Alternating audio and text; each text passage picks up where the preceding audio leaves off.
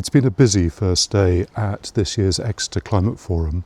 Rain Newton-Smith, the Chief Executive of the Confederation of British Industry, reminded us of a quote from F Scott Fitzgerald, that the test of a first-rate intelligence is the ability to hold two opposed ideas in the mind at the same time and still retain the ability to function, throwing up some of the contradictions that can abound around climate. We had Srian Chapman with us, the head of UKRI, reminding us of the need for climate solutions to be viable. His background is in nuclear fusion, and he said for fusion to work there are three tests. Firstly, does it create energy? Pretty much there on that.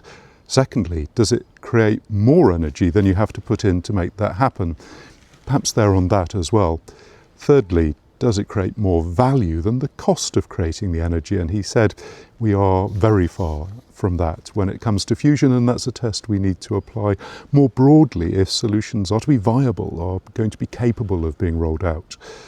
Rachel Kite, the UK climate envoy, gave us a tour de force guide to the international situation on climate diplomacy, explaining that America's withdrawal hasn't just been an issue directly by itself, but also because its proxies have become emboldened to attack the science in the multilateral system and try to undermine the consensus that we work on an evidence-based approach.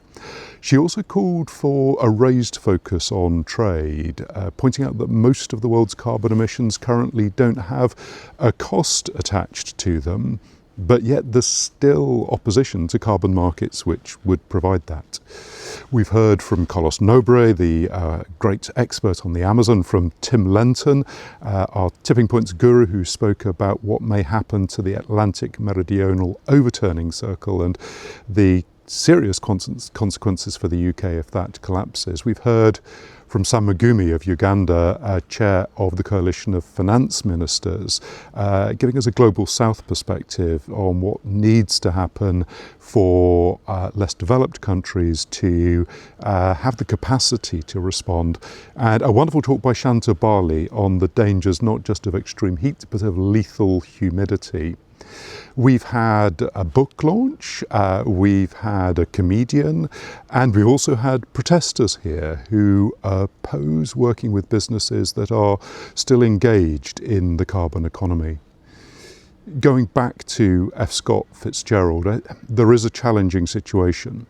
We know that carbon emissions that are happening and continue to happen are causing now, and far more store up for the future, human suffering, environmental degradation, and even if you just look at it in financial terms, massive costs.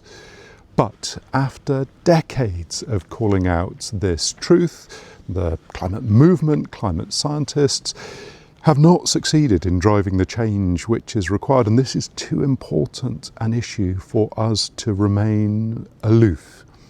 As Rain told us, businesses want to act, but they struggle with conflicting priorities. And over the next few days here at the Exeter Climate Forum, we'll work to use the power of research from across the world to help support action from business and policymakers alike.